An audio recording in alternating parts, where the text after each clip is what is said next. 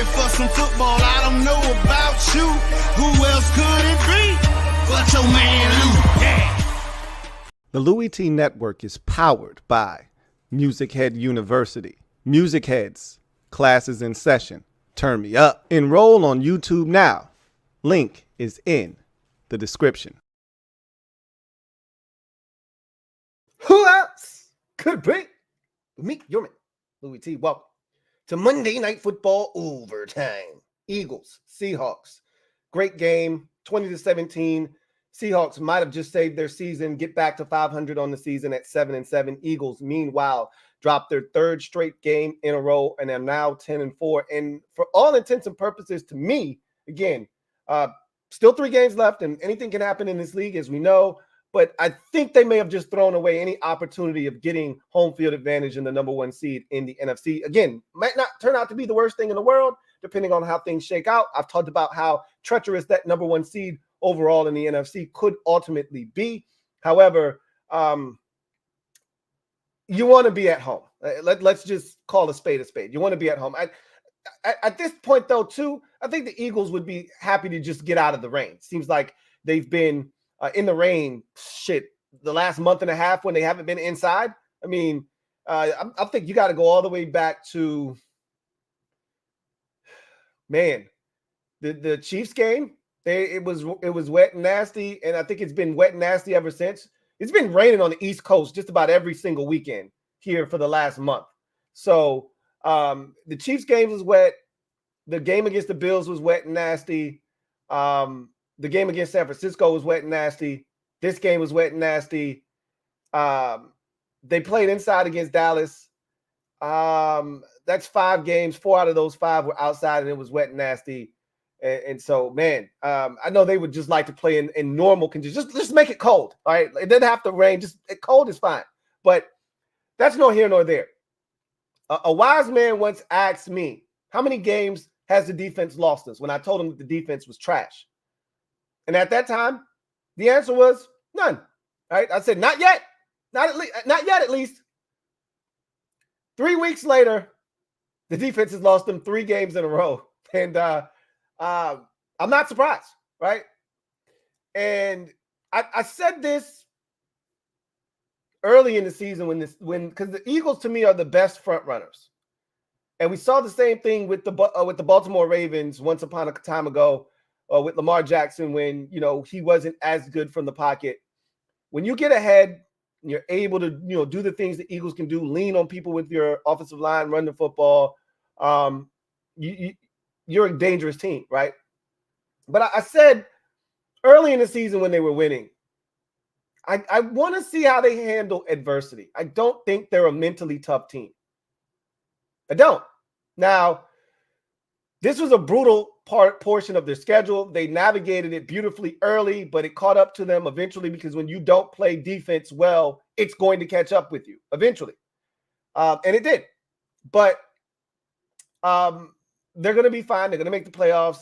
We'll talk more about the Eagles. Let's, again, to the victors go the spoils. Let's talk about the Seattle Seahawks, because, again, this might have saved their season. I still thought that even with the loss here, and if they would have dropped to 6-8, winning the final 3 games of the season, which was very plausible looking at their schedule, getting to 9-8, they would have had a shot in this wacky, wild, and crazy NFC Wildcard, right?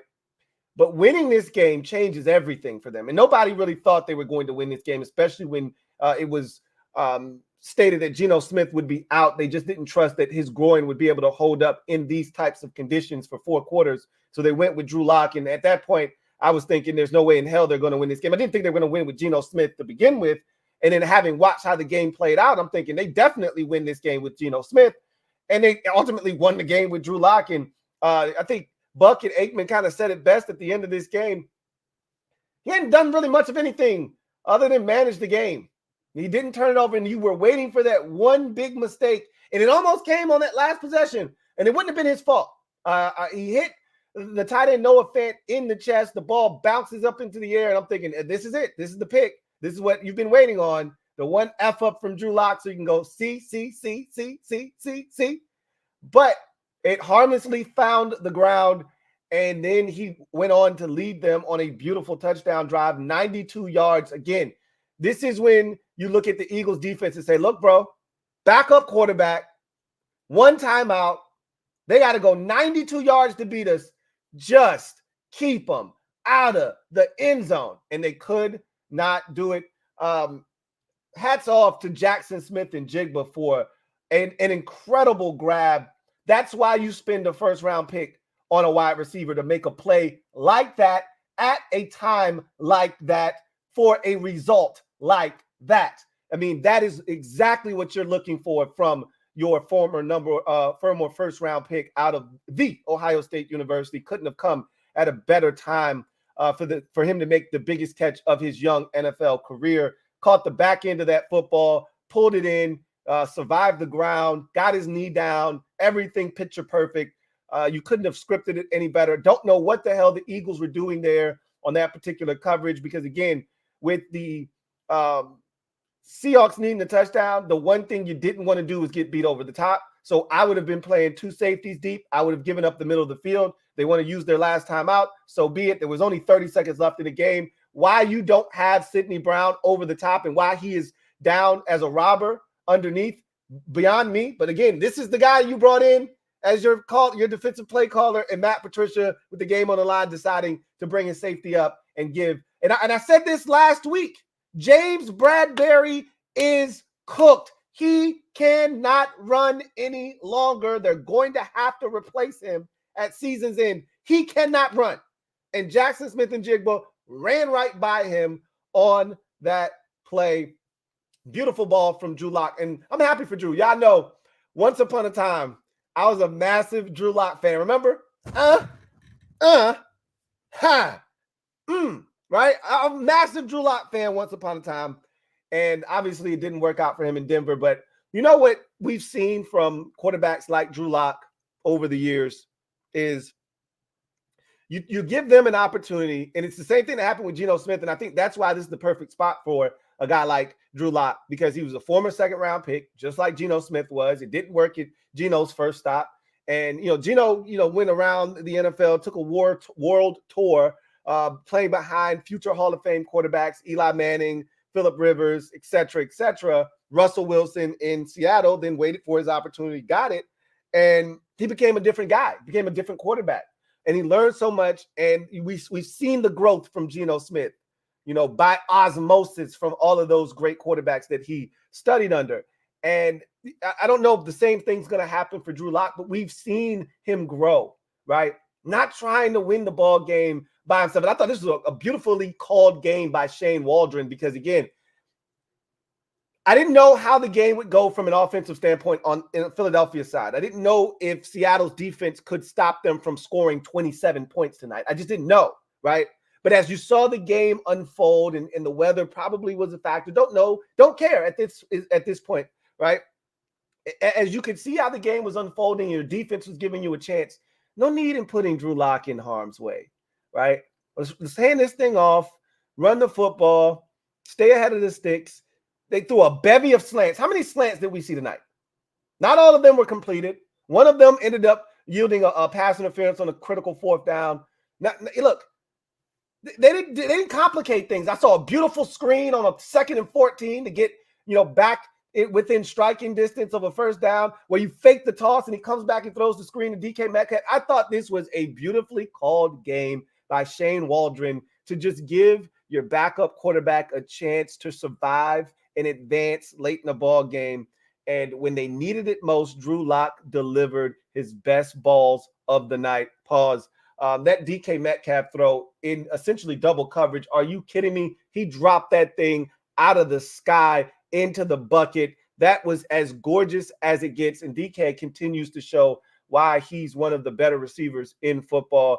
They talked about how he had scorched the Eagles in past games, but tonight he was very quiet. And then when they needed him the most, he stepped up with some huge catches, including taking an interception essentially away from James Bradberry. I still don't know how the hell he managed to catch that because Bradberry had a better shot at catching that than he did. He reaches behind him, takes the ball from James Bradberry with one hand, pins it against his leg, pulls it around, and makes it a grab. And that ended up being a first down. That was huge. Without that catch, it's 3rd down and about 4 or 5. And you don't know what happens in that situation. Instead, it's a first down. And kept the drive alive, and then ultimately led to DK's big catch down the field, and then the Jackson Smith and Jigba touchdown. But I can't say enough about the job that the Seahawks did defensively tonight. We'll talk all about Drew Lock's final drive, and rightfully so. You're down 17-13. You need a touchdown. Pete Carroll squandered 2 timeouts in the second half, which it's a deadly sin. And so you don't really have the benefit of timeouts. Time is not on your side. You got to drive 92 yards, and it's done. That's amazing. But you're not even in that position if not for the defensive performance tonight by this Seahawks defense. And so you have to give credit where credit is due. You went back to Michael Jackson at the cornerback position. Remember, this was a guy that was starting for you last year, opposite of Reek Woolen. I don't know what's going on with his situation, if he's just been getting cooked and they were sick and tired of him not being disciplined out there. But they sat his ass down, put Michael Jackson back in the lineup opposite of Trey Brown, and you got it done at the cornerback position. Julian Love was spectacular tonight with the 2 interceptions. I was so glad to see him leave the NFC East. He was with the Giants playing a hell of a safety for them. He goes to Seattle and is continuing to play excellent football. The 2 big interceptions of Jalen Hurts tonight, the second of which seals the deal and secures the victory 20-17 for the Seahawks. I thought they did a solid job against the run. And, they did a good enough job of bottling up Jalen Hurts, right? I mean, he ran tonight, had some success on the ground, obviously, as Hurts can, but nothing explosive. That's been one of the biggest knocks on this Seahawks defense, right? The inability to prevent giving up big plays. They give them up, seems like, on a weekly basis routinely, and they didn't surrender those tonight. As a matter of fact, when the Eagles took those shots, as we saw late in the game, Julian Love erased both of them and came away with the football. So they were able to limit the big plays. They were able to keep everything in front of them. And again, when you're able to do that, you allow things to happen. See the second scoring drive for the Eagles in this game. Keep everything in front of you, force them to continue to snap the ball. What happens on a 3rd and 1? You get a critical false start penalty on the center, Jason Kelsey, for moving the football. And just like that, you're able to prevent them from getting in the end zone. They were going to get that first down on a brotherly shove, right? And then they probably end up scoring a touchdown on that drive. They were inside the 10-yard line at that time. And instead, you get the 5-yard penalty, moves you out of the inside the 10. It's 3rd and 6. They don't convert. They settle for the field goal. And again, that's the difference between winning this game. That's a 4-point difference, right? You lose by 3. That's the difference between winning the game and losing the game. And so when you're able to force teams to snap it again, which is why people get upset when you play bend but don't break defense. But if you don't break, it's a great strategy because you're forcing that team to continue to snap the ball, and anything can happen. A penalty, a batted ball, anything can happen. And you saw what happened. This defense continuously kept everything in front of them, didn't give up the big play, forced the Eagles to have to continuously snap the football, and they did a great job of limiting the explosive plays and really limiting the explosiveness and the scoring ability of the Eagles, who have really struggled to score of late anyhow.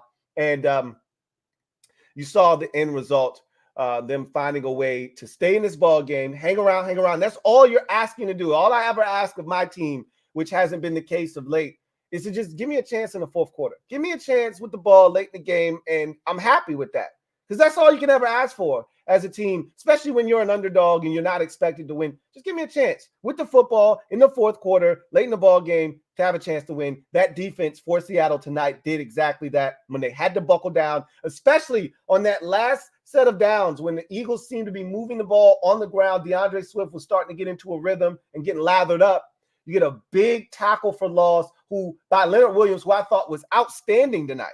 He's playing way better than he was with the Giants this season. I don't know if it's just he's playing on a team that has a chance to maybe make it to the playoffs, and all of a sudden his competitive juices have been activated, but he was all over the damn football field tonight, constantly in the backfield making things happen, forced the throwaway of Jalen Hurts on a critical 3rd down, had at least 2 or 3 tackles for loss, and that tackle for loss on that last possession when they only had 1 timeout remaining and the Eagles were trying to get that final first down to end the game, to force that 3rd and 7 and make Jalen Hurts have to, throw it on 3rd and 7 instead of them being able to run it again and then get to a 3rd and 1, a 4th and 1 rather, and have the brotherly shove come into play was huge. And again, you got to credit this defense. They really played well tonight, and they stepped up when they had to have it at its most crucial junctures, right?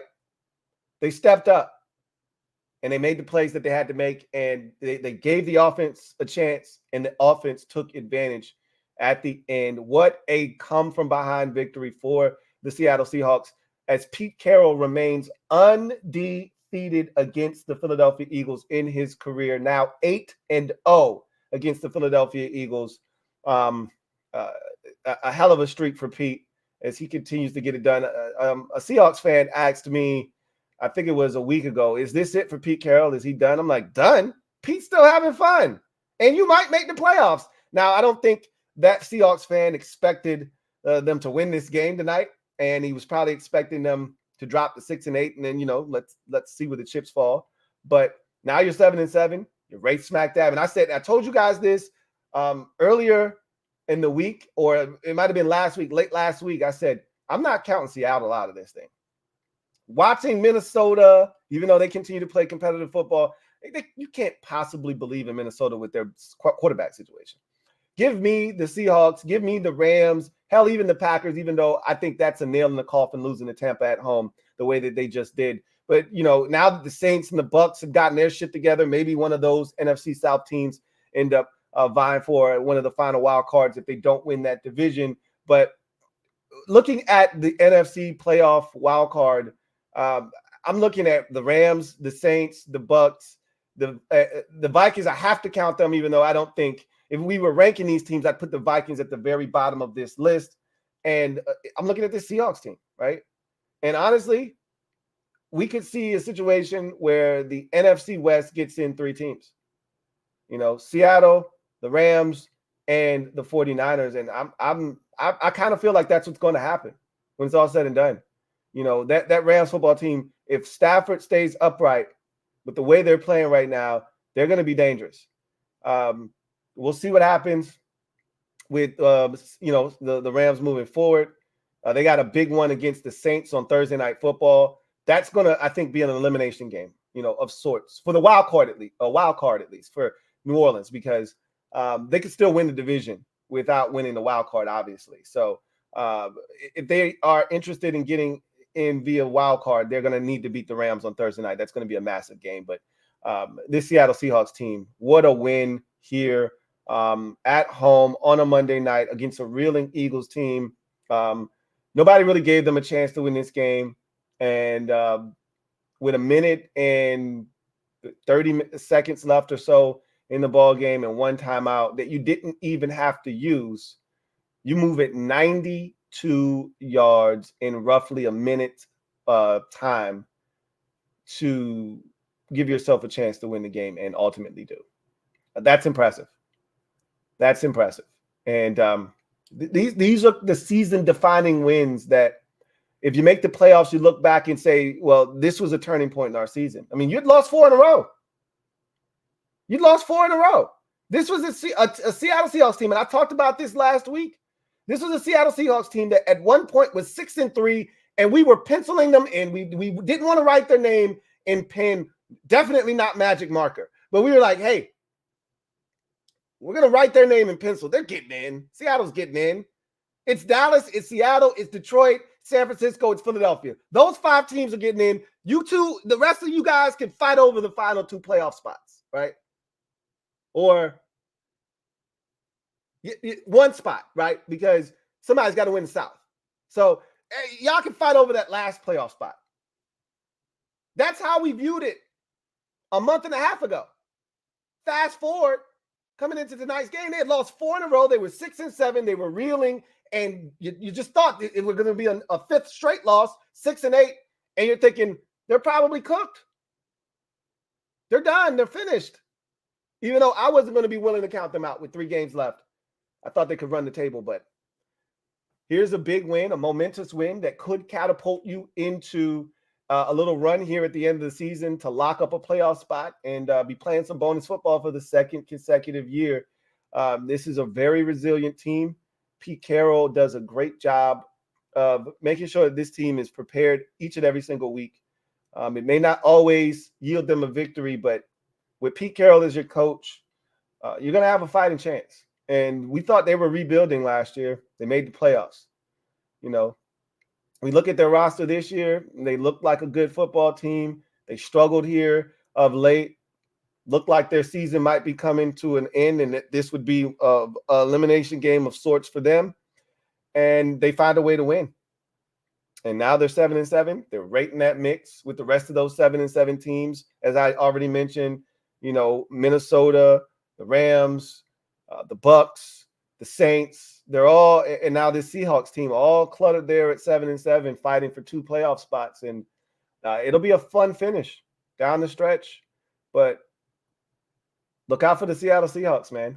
And again, to get this win without Geno Smith in the lineup speaks volumes about your coaching staff, but it also speaks to the depth of the team that you've put together, where you can bring in your backup quarterback, you can bench your starting corner, bring in the next guy, not get cooked, not get torched out there by 2 of the better receivers in the league, not give up any explosive plays, keep everything in front of you, and continue to give yourself a chance. That's winning football. Man, they've had injuries. Kenneth Walker was outstanding tonight. I love this dude. I remember that draft thinking that there were 2 first-round running backs. Neither one of them went in the first round, Breece Hall nor Kenneth Walker III, and both of them have been or outstanding and spectacular since coming into the league. Even with a torn ACL for Breece Hall, he's still been magnificent. And Kenneth Walker III has been just as good and scintillating. And he was outstanding tonight. A lot of yards after contact. This Eagles defense does not tackle well at all. We've seen that now 3 weeks in a row. You can blame the wet weather if you want.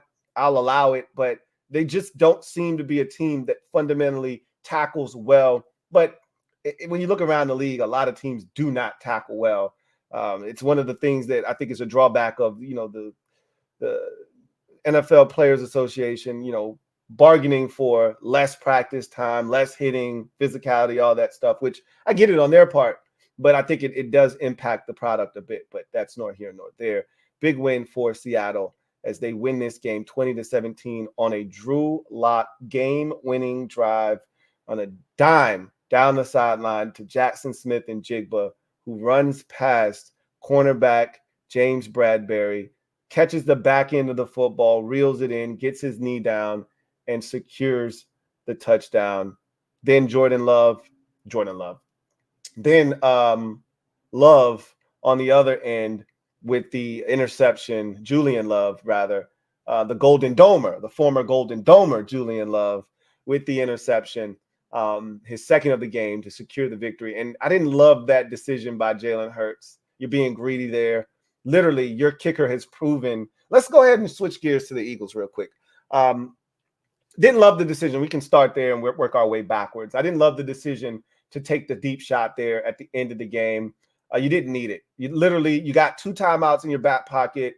You don't need the deep shot. You were being greedy because now instead of you trying to just get in the field goal range, you want the touchdown. You want a shot at the end zone. You want to be greedy and you want to go steal the game away and win. Instead of just taking what the defense was giving you, you probably would have gotten a completion over the middle of the football field. They're still thinking, oh, let's just guard the sidelines. Let's not get – and you probably could have gotten Goddard or, you know, Devontae Smith or somebody over the middle of the field open and picked up 10 to 12 yards, called your second timeout, still would have had, you know, a good 15 seconds. Well, I think it was 13 after the run. Probably would have had a good 6-7 seconds left with another opportunity for another 2-3 yard gain to get you into that range. Or you could have gotten, you know, a 15, 16 yard gain, which would have put you only needed 13 to get him into range for his career high. We know this guy can kick in inclement weather. He just did it 3 weeks ago against Buffalo in a rainstorm, essentially from like 59. So we know this dude is reliable in these types of conditions. And you went for the jugular vein instead of just giving your kicker a chance to send this game to overtime, where the likelihood is you probably would have prevailed. You know, the longer the game goes on, the more it favors the better team. And so if you just get this thing to overtime, it would have been deflating for Seattle after thinking they won after the touchdown pass to give up the field goal and now have to go to overtime and do it all over again. And you went to go be greedy. And we know Jalen Hurts doesn't have the strongest arm in the world. That ball seemed like it floated up there forever. And Julian Love, again, with his second pick of the game, makes an excellent play and gets his feet down inbounds to secure the victory. But I continue to struggle with some of the play calling for the Eagles. And look, I don't think tonight's the night for the whole play calling discussion with Brian Johnson, their offensive coordinator. I don't think he did anything too bad tonight, but I do think the 2 deep shots that got picked off were a bit questionable because you had command of the game at that time. I believe the score was still 17-13. But any points, even a field goal at that point would have felt like a daunting task for Seattle. And you were on the move when Hurts decided to take the deep shot over the top. Now, it was one-on-one, right? It was not like he threw it into double coverage like late in the ball game, but Love was in great position. And again, Hurts didn't get enough on that football. If he throws that thing back towards the back line, towards that pylon, more towards the goalpost, rather, a little bit deeper, there's a chance that, Love can't get underneath that thing because, Love was coming from the opposite side of the field. He throws that thing a little bit more like a skinny up the field. He threw it across the field, which allowed, Love to not have to cover as much ground. Either way, it was aggressive. I don't hate that aggressiveness. I hate the result, however, when it wasn't really necessary. It's almost like taking a deep shot for the sake of saying, hey, we haven't taken one. Let's try it, right? You didn't need it. I thought you could have continued to work the middle of the field. You had success, especially on third downs. 3rd and 4, you throw a 6-yard pass over the middle of the field. 3rd and 7, you throw an 8-yard pass over the middle of the field. Like, it was working. And you were starting to get into a rhythm running the football, whether it was Hurts, whether it was Swift, whether it was Kenneth Gainwell. I just thought you needed just to continue to burn clock. He had already wasted 2 timeouts. And that turnover, I thought, gave Seattle life, that first pick, because you had a chance to really kind of take the air out of their sails. Any points there, field goal, and they would have been cooked. They would have been done. But that turnover allowed them to flip the field, if nothing else, and that's exactly what they did. They flipped the field position, punted, and forced you to have to do it all over again. You were already at midfield, right? You're already close to striking distance when you threw that pick. And now you got to do it all over again. Now I'm going to punt this thing, and you're going to start this drive all over again at your own 25-yard line. And then you did the same thing. You moved the football, got a couple of first downs, got it under 3 minutes, and then you got stuck on 3rd and 7, and Hurts wasn't able to make it happen. And so I thought it was a really solid performance by the defense. Obviously, it's going to be overshadowed by how this game ended. And it's a damn shame because Matt Patricia in his first game is going to be heavily scrutinized. People are going to question. I question that decision at the end. I think it's rightfully so. I think that is definitely one that should be under a microscope because, again, I'm going to, with 1 timeout left, needing a touchdown, I'm going to force Drew Lock to make smart decision after smart decision. Again, bend but don't break. They need a touchdown. They don't need a field goal. So I don't care about them taking a play over the middle of the field. I don't care. As long as we get them in bounds and they got to use that last timeout, I don't really care about them, finding 10 to 12 yards. What I don't want to give up is the 30 over my head for the touchdown. And that's what you did by being too aggressive, by bringing that safety up. I just think for whatever reason you had, Sidney Brown robbing there, I would have had him over the top. But this was a good defensive performance. That's that without your best corner, Darius Slay, you went out. DK Metcalf was pretty much held in check for the most part tonight. And it was corner by committee. There was Eli Ricks out there. Obviously, there was James Bradbury. The rookie Keely Ringo got some opportunities and some run. There was Jolly Rancher Job out there. There's a lot of guys, doing their part to help this thing go off without a hitch. And you sprinkle in all of the safeties, Reed Blankenship and Sidney Brown and all the guys that were out there. And it was a really solid job turned in by this defense. The linebackers, Morrow had a big play on a 3rd down where he sniffs out Kenneth Walker III and stops him and forces the Seahawks to go for it on 4th down. They ended up getting a pass interference, but That's nor here nor there. The defense played well as a whole, right? And then you blow it at the end, and that's unfortunate because they didn't deserve the L on this one. They didn't deserve to be the scapegoat here, but they're going to be. You give up 92 yards to a quarterback who pretty much didn't. He had 100 and maybe 20 yards total the entire night passing up until that final drive, and they needed essentially the length of the football field, 92 yards, and you gave it up. So yes, the defense is going to ultimately be the scapegoat, which is unfortunate because, again, they actually didn't play that poorly tonight. But you lost to Drew Lock. I mean, there's no way around it. You lost to Drew Lock starting for the Seattle Seahawks. And the crazy part is we watched the two teams that you're chasing in the conference play this Seattle Seahawks team the previous 2 weeks. And they, Dallas got Geno Smith and almost got at home, gave up 35 points. The Seahawks went then to San Francisco, and they competed hard. It's family business, but at the end of the day, the 49ers were just too much for them. And then you took your turn, and you didn't get it done. And again, you got Drew Lock. Just like the 49ers got Drew Lock, you got Drew Lock, and you couldn't do what you were supposed to do with Drew Lock. And that's unfortunate. And this is now 3 weeks in a row that this offense, we can talk all we want about this defense, right? Not getting it done. And again, they're going to get a lot of the blame, but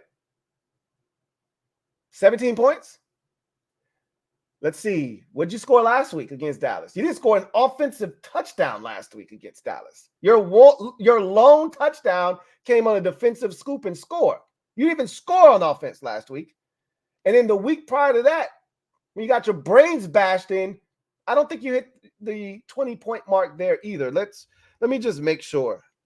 I don't want to make up stuff, but I kind of feel like you didn't hit 20 in that game either. 19 in that game, 13 last week, didn't score the offensive touchdown, 17 this week. This offense hasn't been great of late, and I talked about that earlier in the season. I said, look, this offense isn't as talented. I said the offense is more talented. I don't think it's as well coached. And I said this defense, not as talented. I didn't think it was poorly coached. Maybe it is being poorly coached. I didn't think it was I just think you don't have the horses. You're not getting to the quarterback like you did last year because, you don't have all of the horses up front. Everybody's a year older. You don't have the defensive tackle that got you 12, 13 sacks or whatever it was last year. And yes, the rookie is playing well. He got his 5th sack of the season, Jalen Carter, but he's not what you were getting from the defensive tackle that left in free agency and went to San Francisco. He's not giving you what you got from him last year, right? And everybody else was eating good, and you were up big, and that was the thing. You were up last year, so guys got to pin their ears back and just rush. It's not the case this year. And again, Kaiser White, you miss him. I don't give a shit what you say. Kaiser White, you miss him. You miss Avonte Maddox, who got hurt earlier in the season. You miss the safety you let walk away in free agency and go to the Raiders. You miss him. I don't give a shit what you say. Chauncey Gardner-Johnson, you miss him. I don't give a shit what you say, okay? You're not the same defensive football team, all right? TJ Edwards, I don't give a shit what you say. You miss him. And so this defense is not the same, and they're not playing the same, but this offense isn't the same either. And I said, Shane Steichen, I don't give a shit about your defensive coordinator. As a matter of fact, I wanted him to stay. I didn't want him to get a job, okay? Jonathan Gannon could have stayed. Didn't scare me as a defensive coordinator whatsoever. Steichen was the piece, though. He was the guy that I was like, man, Steichen's doing a hell of a job. Y'all tried to downplay it. Like, nah, we good. Brian Johnson's known Jalen Hurts since high school. Hey, we straight. Yada, yada, yada. Okay, that's fine. All right. I've seen more quarterback draws and quarterback keeps this year than in past years combined with Jalen Hurts. Look, it is what it is. At the end of the day, this offense isn't getting it done. Seattle is not a juggernaut on defense either. Last time I checked, let me look at the point total Seattle's been giving up prior to this game, because last time I checked, it's not like Seattle's been shutting down teams defensively. 28 to the 49ers, 41 to the Cowboys, 31 to the 49ers. That was their last three. And then 37 to the Ravens 2 weeks prior to that. They did have a 17-point performance, still in a loss, albeit to the Rams. But this is not a defensive juggernaut that we're talking about here. In the prior 3 weeks, they had given up a total of 69, 100 points in 3 games. So they were averaging giving up 33.3 points a game over the last 3, and you come in and you score 17. With Drew Lock at quarterback, I may add. So this offense is also struggling, right? And all of a sudden, I'm looking at the Giants games, and I expect you to sweep the floor with the Giants. But looking at those Giants games, not as easy as you would think all of a sudden. Looking at that Cardinals game, and not as easy as one would think, right? All of a sudden, with the struggles of this defense, offense not really clicking, maybe you get your shit together the final 3 weeks of the season. And you use these as tune-up games for the playoffs because you're not going to get the number 1 seed now. You had this thing kind of positioned where you needed it to be, honestly, if you could have just cleaned the rest of the plate up. Look, you went through this murderer's row stretch, and you were talking all this shit, and I kept saying, you're winning, but ...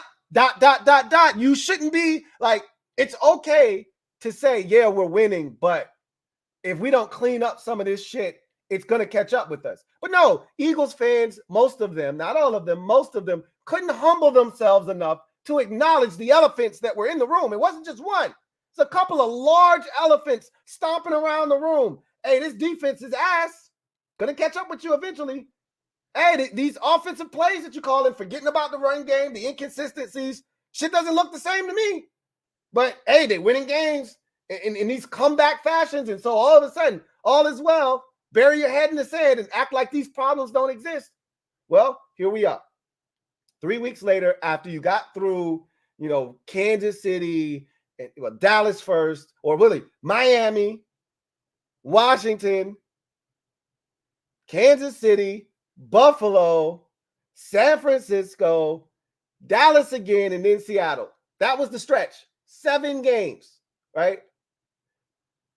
Got past Miami pretty easily. Barely got past Washington. Barely got past. You were down big against Washington, double digits in the first half. Down double digits to Kansas City in the first half. Came back and won both of those games, right? You were down double digits against Buffalo. Came back and won that game. Shouldn't have won that game, but you did. Down double digits against Dallas and got your ass reamed, right? Or should I say down double digits at a half against San Francisco and got your ass reamed. Down double digits against Dallas and never had a shot in that ball game. And then you controlled the game for the most part tonight. You never trailed in the game until the very bitter end, which is amazing. You never trailed in this game. You took a 7-0 lead early, and you extended that thing out to 10-0. You never trailed in this game. It was tied at 10 at one point.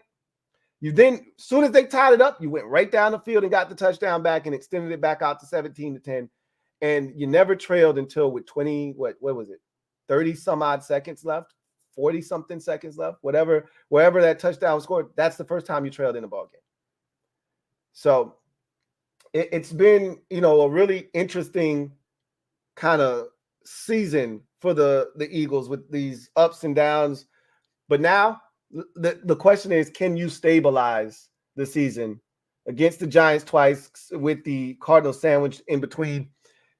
Gear yourself up for the postseason because you're not getting that first round bye because, as I was saying, you had this thing perfectly mapped out. Like, hey, look, they beat us, but we're tied. They got the Ravens next week. Anything can happen, right? Anything can happen in that game. And all you got to do is win the rest of your games. And all you needed them was to do slip up once, and you know what you're playing for. Well, obviously that opportunity is now gone because even if they slip up to the Ravens, they just got to win their final 2 games, finish tied with you, and they got the number 1 seed, right? So obviously Dallas, with their loss, they're pretty much out of it too because, again, they're in the same boat that you are now at 10-4. With them being at 11-3, they beat both of you. They just need to finish tied with you. So the biggest winner of the weekend is the San Francisco 49ers. They're looking at their situation and saying, hey, whatever happens on Christmas night is really of no consequence. You want to win because that could be a Super Bowl preview. right? So you want to exert dominance. You want to show the Ravens you really don't want this smoke. But whatever happens, they're in the driver's seat, literally, for the number 1 seed in the NFC. So big win for Seattle. Really crushing loss, even though you're still I still think you're going to win the NFC East. And I thought that was going to happen regardless of the outcome of this game. And I had already said that because I told you that Dallas was going to lose to Buffalo. So no matter what happened here, I felt like you're going to win the NFC East. And you still, and I said it before the season started, this is going to be the first time we had back-to-back division winners. You're not going to lose to the Giants. You're not going to lose to the Cardinals. You shouldn't. But the way you're playing right now, nothing is, we on some Chico the Bar shit now. No guarantees. Not now, not now. Okay. Not after how you've looked the last, month and a half. Not now, not now. No guarantees. But you should beat those teams. Right? Anyway, I digress. Let's get to the comment section and see what you guys have to say. Big win for the Seattle Seahawks. As I mentioned, again, Seahawks get it done and are now 7-7 on the season. So let me tighten this up real quick. What a win. What a game. What a game. All right. Let's see. Okay, all right, so they tripping on the on these comments. So I'm mad because I just got rid of the comments. Let me see if I can pull them up on my my other screen in front of me. And if not, I got them on my computer in front of me too. So I should be fine. So you just might not be able to see them on the screen. However, let's see if that's the first one. No, it's not. So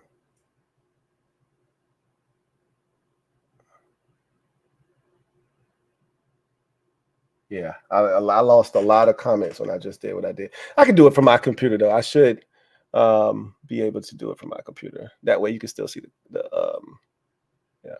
That way you can still see the comments. So we'll start off with Door Gunner. Door Gunner, thank you for the super chat. Greatly appreciate you. I don't know why it's not showing up on my laptop, but whatever. I can see it on my computer, so I'll just do it from my computer. Door Gunner, thank you for the super chat. Greatly appreciate you. Thank you for being a member of the MOBB. My guy, Door Gunner writes, still hurt season? Better check on your boy LB, LOL. Look, I'm in no position to talk. Sam Howell's, starting career is crumbling right before our very eyes. Look, that's one of the things that I find very funny about fans is like, you can't throw stones and you live in a glass house, right? And I'm definitely not a throw a stone and hide your hand type of guy. Like, I'm not going to launch a rock over at LB's crib and then hide my hand like it wasn't me on some shaggy shit. Nah, I tell him to his face. I tell Eagles fans to their face, your defense is trash. Your offensive coordinator is suspect. Like, I told them this to their face and they didn't want to hear it, right? I told Cowboys fans, you're losing to Buffalo. You're not the same team on the road. They didn't want to hear it.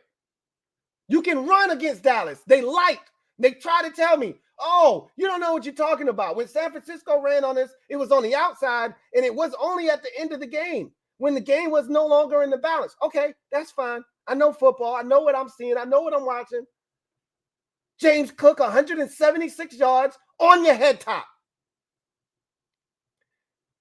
Jalen Hurts is fine. He's far from the biggest issue. He does have some turnovers this year. It happens, though. Like, I don't get bent out of shape about turnovers. Like, people, oh, Sam, how did this do? Good quarterbacks are going to turn the ball over because you're throwing it more. You're putting the ball out there. You're not afraid to take risks.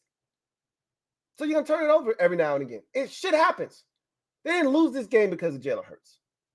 So I don't think we need to check on him from a Hurts season perspective.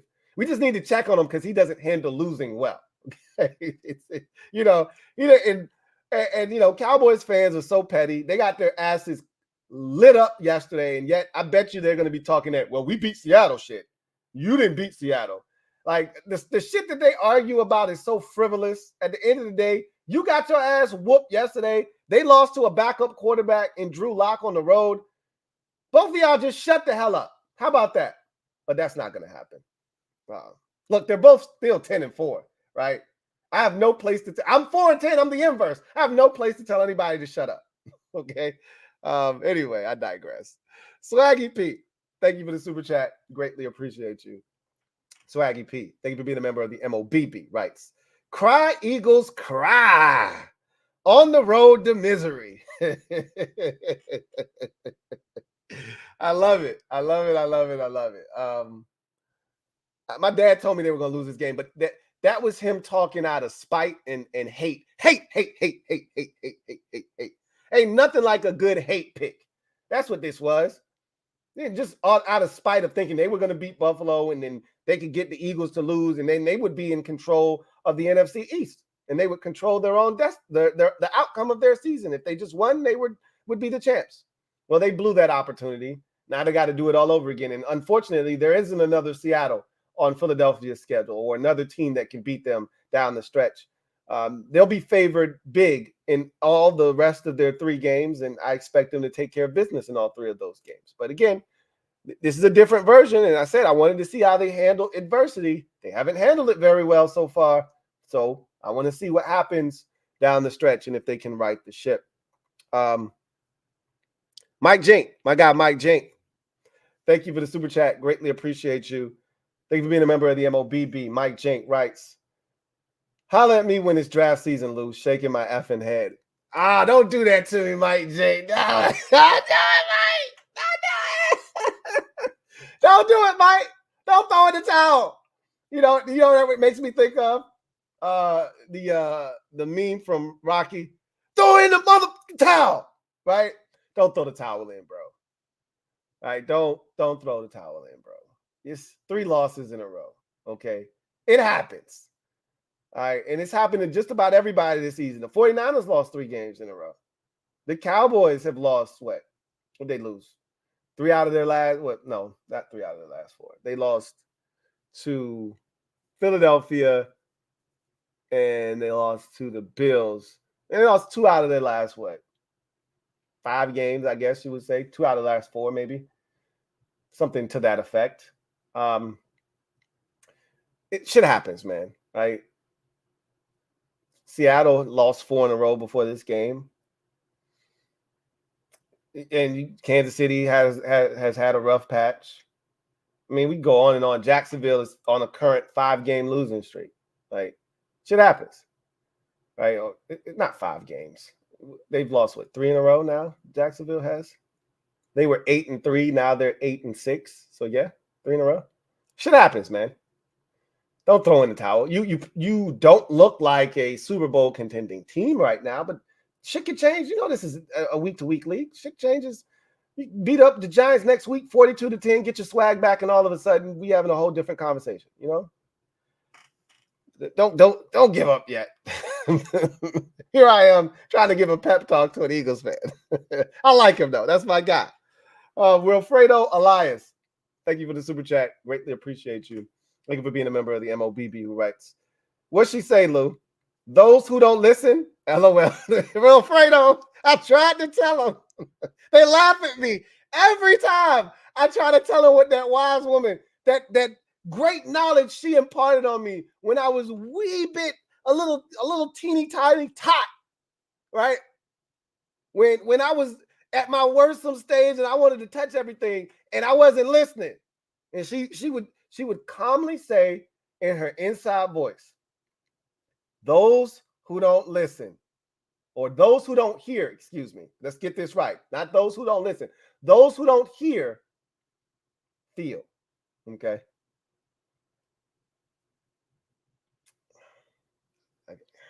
I don't, they laughed at me. They laughed at me when I told them multiple times. They laughed at me.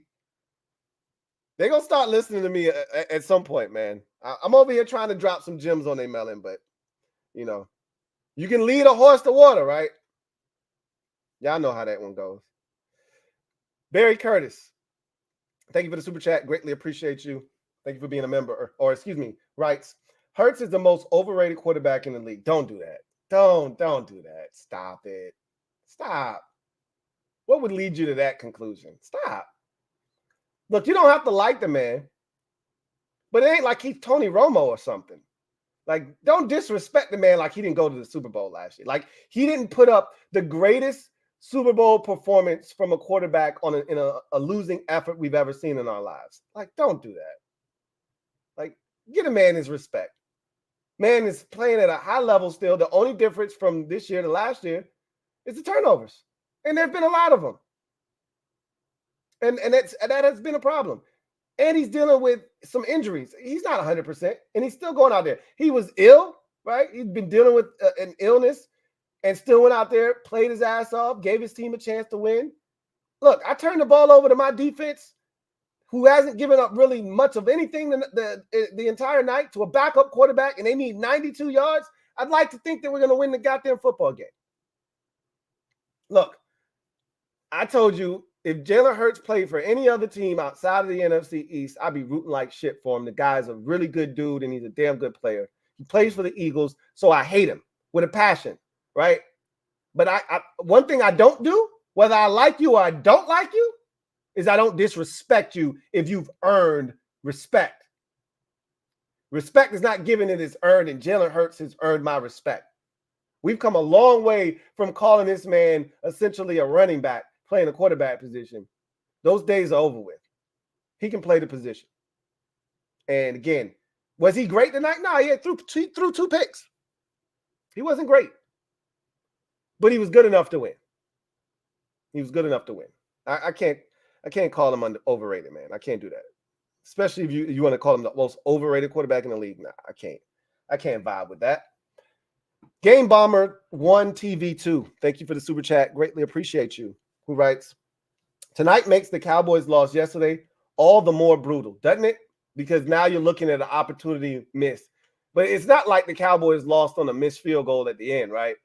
Where it's gut-wrenching. They got their asses handed to them. Like, they got bitch slapped. The Bills literally took their dick and stuck it in the dirt. Pause. Philly still has to lose one of their next 3 just for Dallas to even have a shot at the division. And it ain't happening. I don't think. But then again, I didn't think they were going to lose this game. So what do I know? Right? What do I know? Yeah, you missed an opportunity. You missed an opportunity if you're Dallas, for sure. Leroy Will Jones, thank you for the super chat. Greatly appreciate you. Thank you for being a member of the MOBB. Who writes, yeah, that Philly meat been getting tenderized for 3 straight weeks, man. Hey, look, Law tried to warn them, man. Again, these Eagles fans don't want to listen, man. Them 49ers, man, they be tenderizing that meat real good, man. I don't know. Ever since the 49ers got their hands on them Eagles and they meat, they ain't been the same. Pause. Pause. They haven't won a game since. The 49ers tenderized that meat real good. They ain't won a game since. And, you know, the sad part about it is the previous 2 weren't even close. And then you lose to a backup quarterback. So that it's not a blowout, but boy, does that feel bad. It feels bad. It stings just a little bit more. If it was Geno, you can take it and say, all right, man, damn, that's a tough, hard-fought loss on the road, tough environment. I even think LB, when we went through the schedule before the season started, I think he gave them a loss in this game. Obviously, he didn't think they were going to lose this game now, but before the season, he's like, yeah, tough environment, Monday night. I can see us losing to Seattle, right? I think that's what he did, right? But he didn't think they were going to lose to Drew Lock. And with the season being what it is, and with the Seahawks on a 4-game losing streak, he definitely didn't think they were going in there and losing tonight. So, yeah. San Francisco tenderized that Philly meat real good. And ever since, They ain't been right ever since, man. They ain't been right ever since. Pause. Leroy Will Jones, thank you for that super chat. Oh my goodness, that was funny. Let's see. Now it wants to show up. I think. Yeah, okay, we good now. So I don't know what the deal was with that, but we back like cook crack. Mike Jake, thank you for the super chat. Greatly appreciate you. Double up. Thank you for doubling up. My guy Mike Jake writes 42. We can't even get to 20. I see why AJ mad. It's been rough offensively. You know, it's been rough. And like I said, tonight, on a night where the defense didn't play poorly up until the end, and they'll be the scapegoat.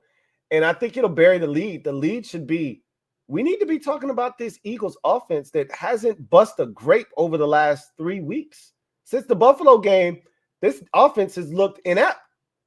19 against the 49ers, 13 against Dallas. Again, none of those touchdowns, they only scored 1, so it's not like they scored 5. None of their touchdowns offensively, or none of their touchdowns scored in that game came from the offense in that loss to Dallas, 33-13. And then this week, you muster 17 points on the road against a Seahawks team that had given up a combined 100 points over their last 3 contests. You score 17. They've been giving up 33.3 points per game. You get 17. Again, should have been enough. Should have been enough. But that's tough. That's tough. John Cedillo, my guy John, thank you for the super chat. Greatly appreciate you. Thank you for being a member of the MOBB, who writes, "Sup, Lou? Sup, John? Surprised at the Seattle win, but good win regardless. Absolutely, especially for your boys trying to stay afloat and have a shot at winning that division. Did Boss go into witness protection? Yesterday proved that we're likely repeating last year exactly. Beat the NFC South winner, then lose to San Francisco. Boss did not go into witness protection. One thing, I get most of my mannerisms from him. And one thing, I'm a stand-up guy. You know where to find me. Win, lose, or draw, you know where you're going to find me. And I'm going to stand in mine. Even if my shit stinks, I'm going to stand in it, right? That's me all day, every day, 10 toes down. I didn't call him because I always tell y'all, me and Boss have a relationship where we don't fry the other up. And really, that's out of respect for me. Because for years, the Cowboys have been handing our asses to us. And if he really wanted to be an asshole, he could just give me work every year, right? So instead of continuously making me feel like shit because my team is ass, he just let me slide like, bro, don't worry about it. You good. Like, it's almost like he lended me a 50 spot, and I was like, man, I'm struggling. Oh, he's like, don't worry about it, bro. Don't even worry about sliding that back to me. You good, man, right? As long as you're not flossing in my face and you're not out here, buying a whole bunch of shit up and you ain't run me back my 50, we good, bro. You say you struggling, I believe you. You good. And that's kind of how it's been. Like, we've been struggling for the better part of 30 years. So I don't even need to kick you while you down. So we got this understanding. So I'm not going to take an opportunity to kick him while he down, right? Unnecessarily when my shit over here is trash, right? Again, I'm not throwing stones like I don't live in a glass house. So I am going to call him. That phone call will be made at some point. And I'm just going to ask him a question. Hey, bro, y'all still winning all the rest of y'all games? And then he's just going to unload on me. And he's going to tell me every reason why they lost, this, that, and the third. And then I'm going to just sit back and listen and just take it all in and enjoy every second of it. I told him, I said, Buffalo is the desperate team. I will tell you the conversation that we had. I said, Buffalo is the desperate team. You guys are fat and you're sitting up on your high horse right now. Everybody telling you how good you are. Dak's in the MVP conversation.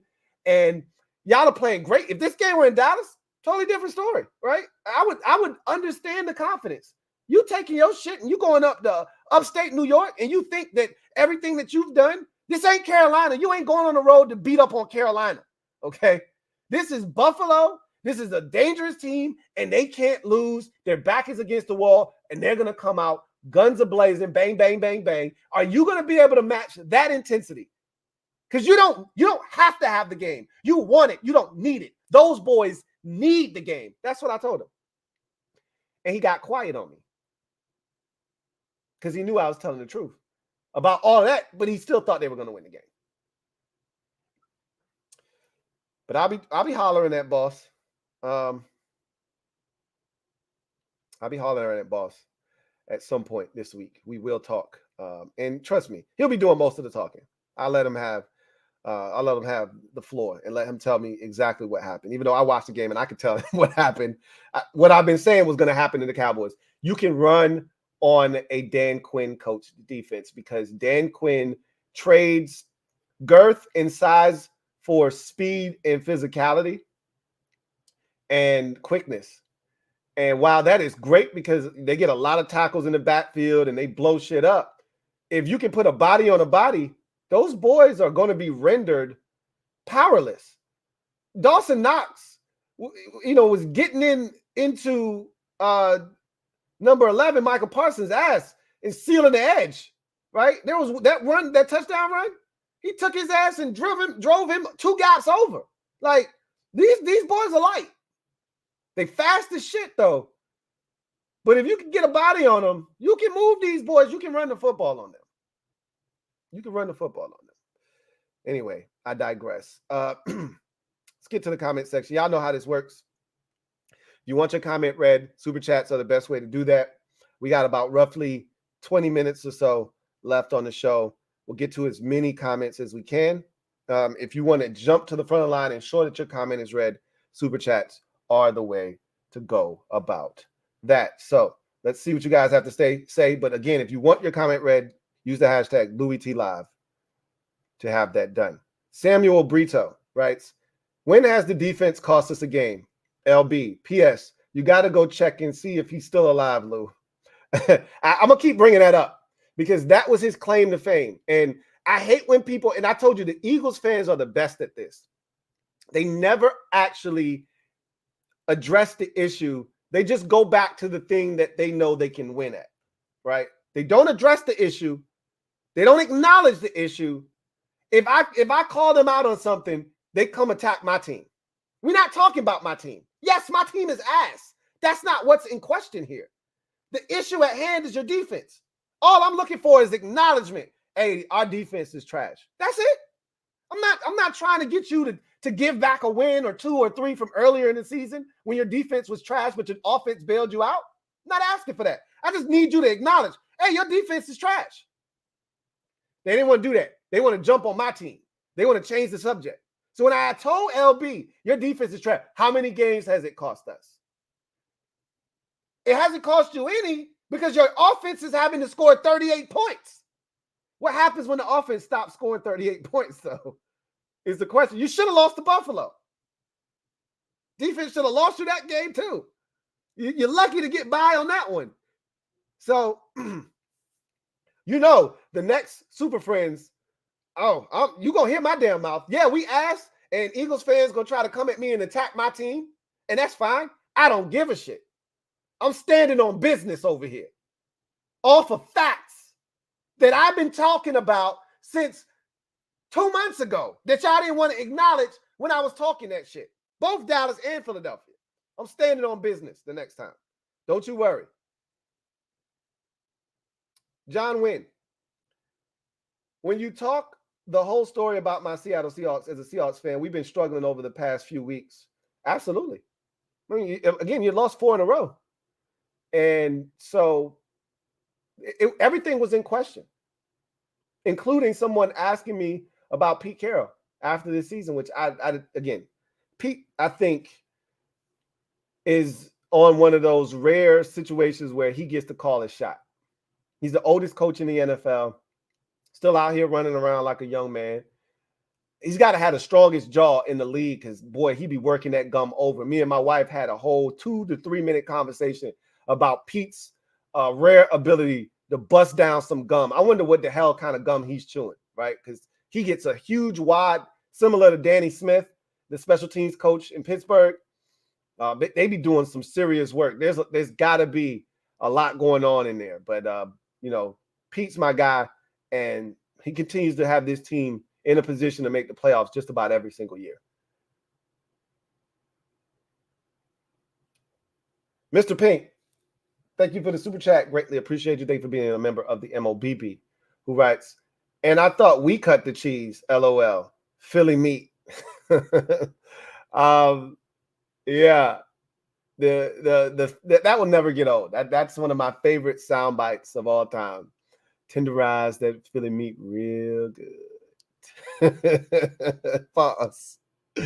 And it came to fruition. There's nothing like saying something like that and then literally having that happen the way that it did. They haven't recovered yet from that meat tenderizing back in what was that, week 13, I guess? They got their meat tenderized by the what are we in, week 15, 13, 14, 15? Yeah. So yeah, they got their meat tenderized in week 13 and haven't recovered since. Barry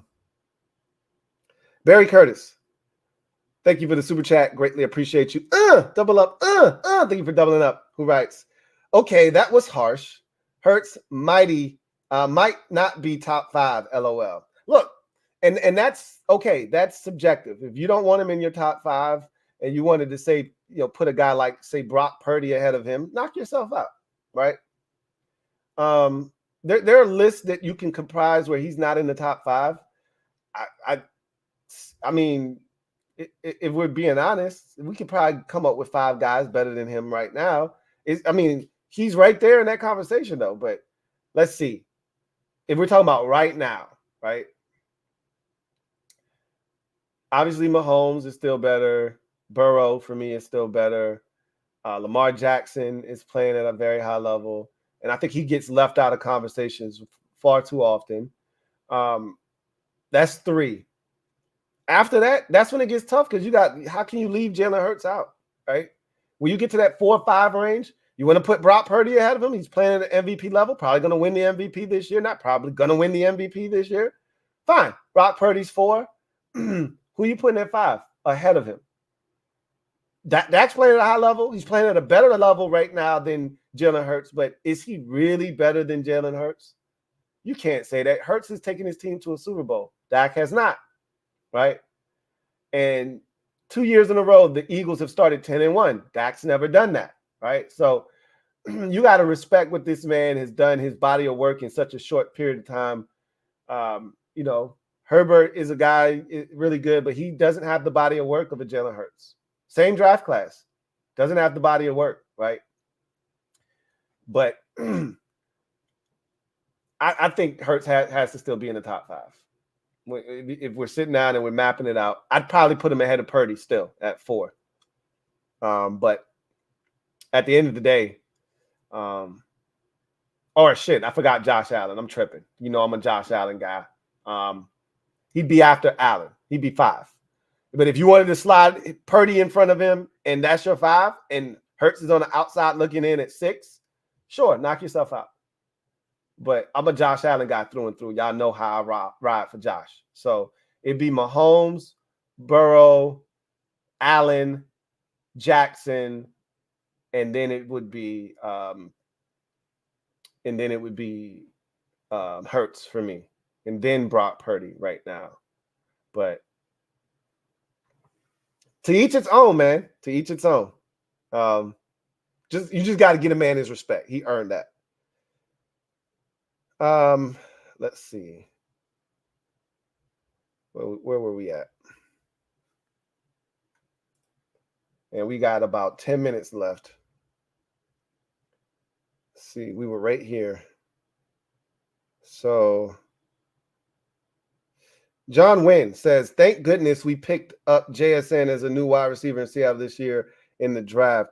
You spend the first round pick on a receiver, that's what you want him to look like, and that's what you want him to do, produce at that level.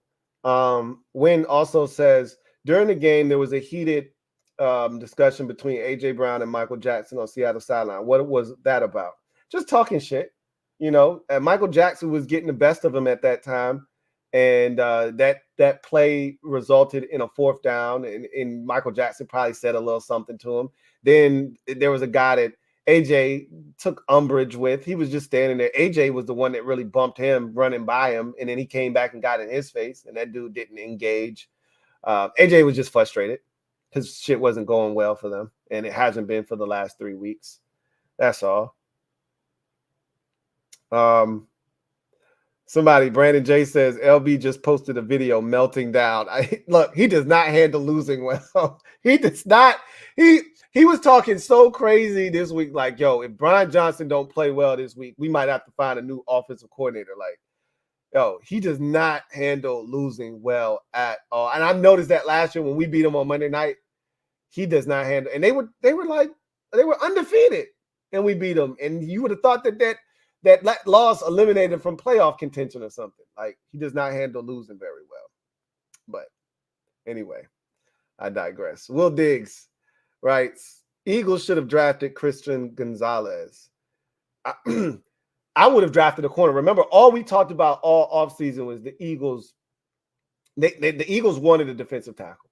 They couldn't stop the run last year. They had to go to the old folks' home and get Ndamukong Suh and Linval Joseph. And so their priority in the offseason was, hey, we knew we were going to lose the defensive tackle that went to San Francisco in free agency. And we can't bring back the oldie but goodies. So we got to beef up inside. Like Fletcher Cox, they didn't expect him to play as good as he's been playing this year, but they knew he was on his last leg. So they didn't do the wrong thing. Jalen Carter has been fantastic. But and they could draft a corner next year. But and it's not like Christian Gonzalez stayed healthy. Not to say that he would have gotten hurt had he been drafted by Philadelphia, but they did the right thing. I don't think they regret drafting Jalen Carter. They're going to have to address the cornerback situation. Their secondary as a whole, particularly, but the cornerback position, they're going to have to address that this offseason for sure. And they may need more than just one. Slay is getting up there in age. Bradbury can't run anymore. They've been struggling in the slot all year, and maybe just Avonte Maddox's presence is being felt, or lack thereof is being felt with his injury. But they're going to need corner help next year. That'll be definitely a point of emphasis. Let's see.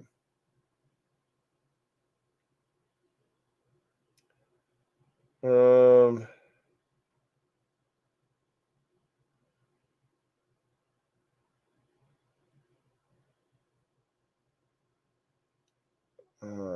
right.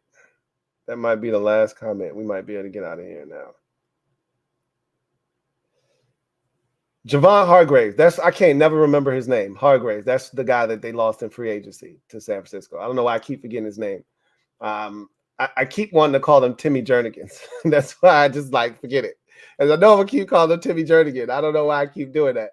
Javon Hargraves from Pittsburgh went to the Eagles, and then now he's in San Francisco. Red Wings 01 writes, I said Drew Lock was looking different in the preseason. He looked pretty good when he's played this year. Not saying he's Geno all over again, but he looks like he's developed in Seattle. And sometimes that's what you need. Sometimes that first opportunity, you're not ready for it when it comes. And the Denver Broncos weren't a stable situation when he got there. And so it did. And not to say that he did his part. He wasn't very good. He turned the ball over. And so it just didn't work in Denver, right? But sometimes guys just aren't ready when that first opportunity comes. And if you don't give them the time to figure it out and provide them, and in today's NFL, time is not on your side as a young quarterback, not like it used to be. Alex Smith got 6 years in San Francisco to figure the shit out before he finally got. If you look at Alex Smith's career, especially early on in San Francisco, he would have been benched and they would have moved on after his second year. He was awful his first 3-4 years. It wasn't until year 5, I think, he started winning. And then year 6, he went to the NFC. I think it was year 5, he went to the NFC Championship game. And then year 6, that's when they started putting Kaepernick in there. And they ultimately got rid of him and traded him to Kansas City, right? It took a long time for Alex Smith to even be a competent NFL quarterback, but he got that time. It just doesn't happen anymore in the NFL. You get 2 years max, and if you don't prove anything in those 2 years, they're moving on from your ass. And you might be you got to be a first round pick to get 2 years. You know, I'm over here caping for my guy Sam Howell to get another year because this shit has been janky and it's probably over for him. To be honest, we'll see. But if he don't do something here shortly, it's probably over for him. It's a damn shame. But I think Sam could go somewhere else and sit for a little while and end up playing again or getting an opportunity. You don't think Sam Howell could go and help the Atlanta Falcons? Yeah, right. I don't know. We'll see what happens. But Drew Lock played really – I thought he was solid against San Francisco last week. Yeah, he turned it over. He threw picks. He did the Drew Lock thing eventually. But, they were in that game early. And he played well in that first half. The second half, he looked like old Drew Lock. I thought Shane Waldron did a great job tonight of managing the game, not putting Drew in tough situations, not forcing Drew to feel like I got to go win the game until he literally had to go win the game. Abel Ambrosio, thank you for the super chat. Greatly appreciate you. Thank you for being a member of the MOBB, who writes, they lose to Heineke, then Drew Lock. Who next? DeVito? I mean, anything could happen. Anything is possible! As a wise man once said, right? I don't know. Maybe. We'll see. No, normally the Eagles only have one of those in them a year, right? Only one of those kind of losses a year. And that one this year wasn't on the road at Seattle to Drew Lock. It was probably more so the Jets game. Like the Jets are so bad on offense that one was comical. There was no excuse for that. But I don't know which one's worse, that Jets loss or this one, because at least you can convince yourself that's a damn good Jets defense that turned Jalen Hurts over 4 times, right? That's a damn good. And then their kicker lost his mind. This dude is as rock solid as it gets. And in that particular game, I think he missed 2 kicks. And they lost their game by, 5 points? 17-12 or some shit like that? Whatever it was. This game, Seattle was struggling defensively. They were giving up 33 points a game in the last 3. They'd given up 100 total points in their last 3 losses, and they had lost 4 games in a row. And the defense had been giving up big plays left and right. And yes, Drew Lock was starting as well. It seemed like the perfect storm for you to go in there and get your shit together. So I don't know which one is worse, honestly. Let's see. Where did we leave off? Right here. Dante Cool says, we should draft left tackle and roll with Howell next year. I mean, I would do that. But again, that's not for me to decide. That's for the new GM to come in here. And if you end up with a pick that puts you in a position to get a guy that you really like, do that. I'm all for it, We'll see what happens. Red Wing 01 writes, and I was never a lock guy, so you will never see me glaze the guy like that. But credit where it is due. I think he has put things together a bit since getting traded. Well, I was a big Drew Lock guy, so I'm happy. I'm smiling ear to ear for the young fella. He's growing up. He's definitely growing up. And, in this league, again, it'll chew you up and spit you out if you're not mentally tough. And sometimes that first destination, they throw everything at you. It's not the most stable environment. You got 3 different coordinators in 3 years. It's tough. The offensive line might not be great, and it's just not a conducive situation for success. And you struggle. You start to lose your confidence. You take a step back. And that's what I think would have done wonders for Zach Wilson, is just sitting behind Aaron Rodgers for 3 years. He was not supposed to play this year. And even a little bit of time he sat behind Rodgers in camp, and you could see the growth was happening. He just needed more time. He wasn't done. He was like in the oven and his shit was baking, and he just needed more time. It took him out prematurely because of the injury, and half of the development was still in the pan. sort of like my carrot cake from this past Thanksgiving, right? You take it out too soon, you flip the bitch over, and half of your cake is still in the damn pan. And you're like, fuck. Locke is continuing to grow, getting better, and the longer he sits, much like Geno, the better he'll get. And soon enough, you look at him, and he's a grizzled old vet, and he's able to get it done, right? That's how this thing usually works. You start out as a young pup, wide-eyed, wet behind the ears, breath smelling like Similac, and by the time the NFL chews you up and spits you out and leaves you for dead, you go sit on somebody's bench, you learn, you figure out some of the things you did wrong as a young pup, you get wiser, you get older, and now you get an opportunity later on, and you're a much better quarterback because of it. Maybe that's the track that he's on. We'll see. Barry Curtis, thank you for the super chat. Greatly appreciate you. He says, oh, and Lou, I don't know if I ever told you, you and me and the junior are the same person, different account. LOL. I don't remember that account. So if I see it now, I'll know. But I don't remember seeing that account. Maybe if I see your thumbnail, if you have one, but I don't remember that name, and I don't really forget names. So if I see it though, I'll know that now. Appreciate you for letting me know.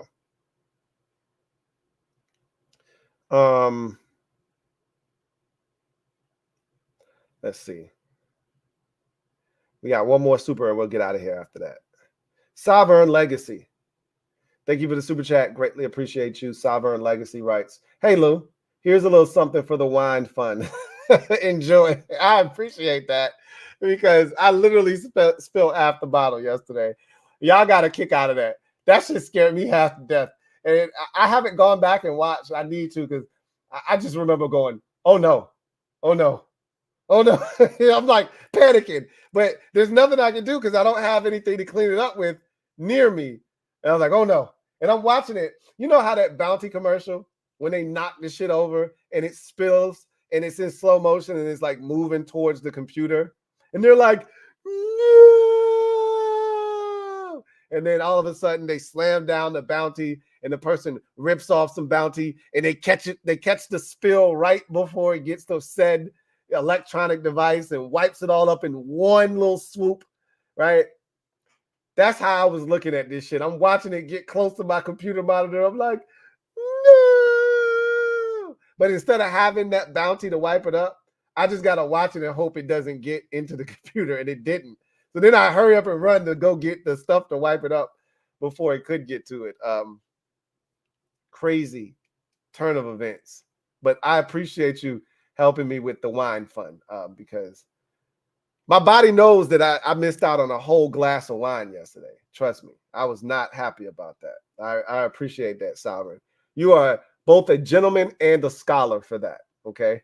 I really do appreciate you. So, anyway, I digress. You guys, get out of here. And we will talk on the Louie T Network podcast now that the week is complete. Since nobody seems to like to do the NFC East round around the NFC East on the Super Friends channel, I'll jump up there and do it. Since everybody lost and Eagles are going to run from it, Cowboys are going to run from it this week, I'll jump up there and do it. No worries. I'll do it tomorrow, knock it out nice, bright, and early. And I'll be objective. That's what I do, right? You might not like what I say, but again, I'm standing on business. So they call me delusional all year long until the shit proves to be right. And then they look at me and they start picking apart my team because they don't want to address what I said about their team, right? They want to run from the truth and instead attack my team. Oh, y'all suck. Sam Howell is trash. We're not talking about a 4-10 team that's out of it, bro. We're talking about you having Super Bowl aspirations, getting your ass handed to you 3 weeks in a row, and this time losing to Drew Lock and the Seattle Seahawks, who had lost 4 in a row previous to this game. That's what we're talking about. We're talking about Dallas getting the ball pounded down their throats on the ground, where Josh Allen said, hey, it felt like me on a group, on a project where I ain't do shit, but I still got an A. He didn't even have to throw the football. Just turn around and hand the bitch off and watch James Cook and that offensive line destroy their ass. But I'm the crazy one. Anyway, I digress. Seattle, what a win. Come from behind fashion, down 17-13 with a minute, let's call it $1:30 left in the ball game, one timeout, needing to go 92 yards, essentially the length of the field. And Drew Lock is able to make it happen with some big-time throws, one to DK Metcalf, and then the game winner to Jackson Smith-Njigba with less than 40 seconds to go in the ball game, giving the Seahawks the 20-17 lead, which would eventually be the final score after the second pick of the game by Julian Love seals the deal for the now 7-7 Seattle Seahawks. Eagles dropped their third in a row. They're now 10-4, and this feels like, for all intents and purposes, the end of any quest for the number one seed in the NFC. Now it's about securing the number 2 seed and the NFC East chip. They should be able to do that based off of their schedule. But again, stranger things have happened. This is not the same Eagles that we've come accustomed to over the last 2 years, essentially, taking care of business the way that they're supposed to. But really, let's keep it a buck. We haven't seen them play a team the caliber of the Giants and the Cardinals in over a month and a half. It's been that treacherous of a stretch on their schedule. Now it eases up, and we'll see what they do with it, right? Anyway, big win for Seattle. You're 7-7. You're right back in the mix in the wild card, and I think you're probably, along with the Rams, in as good a position as you can be down the stretch. I think you got some winnable football games. This is a big win. This is going to give you a ton of confidence. You did it without Geno Smith, who's going to get healthier and probably be able to play next week. And barring any kind of setback by him, you're feeling good about where you sit. So big win there. And we'll see what happens. But wow, what a turn of events tonight. Did not see this Seattle Seahawks team winning this game. I just did not see this happening, but it does happen, and they do get it done 20-17 in comeback fashion over the Eagles. That's going to do it for me, your man, Louie T.